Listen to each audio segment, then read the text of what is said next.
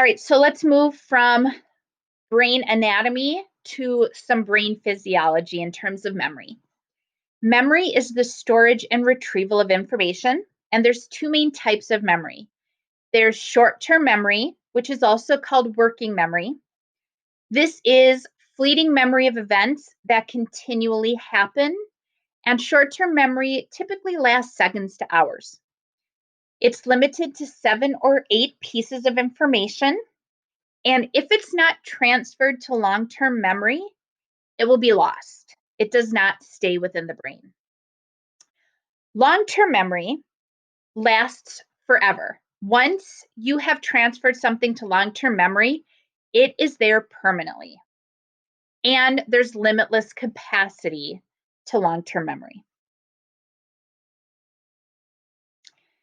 Factors that affect the transfer from short-term to long-term memory. One is your emotional state. Learning requires alertness and motivation, and that could be inhibited by a negative emotional state.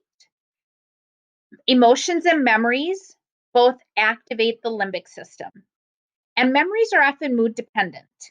Being in the same mood as we were when attempting to remember something can have a positive effect on recall.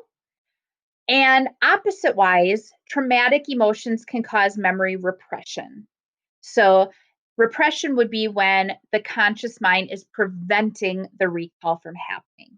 So, emotional state is very important in terms of transferring information. Rehearsal is repetition and practice, and that helps to strengthen the neural pathways that are being produced to try to keep that in long-term memory. And then association. Association is connecting new information with old memories in long-term memory. This links new information to already established neural pathways. And in terms of memory, we can divide memory into two different categories. We have fact or declarative memory.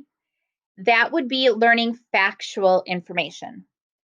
This is related to conscious thought and language, and it's stored within the context in which it was learned.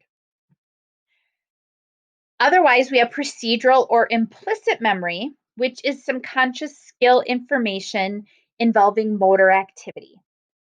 It usually doesn't require thought to recall, and it does not retain the context in which it was learned. So, for example, when you learn to ride a bike, you don't have to sit and try to remember what to do. Motor activity takes over, and your body remembers what to do.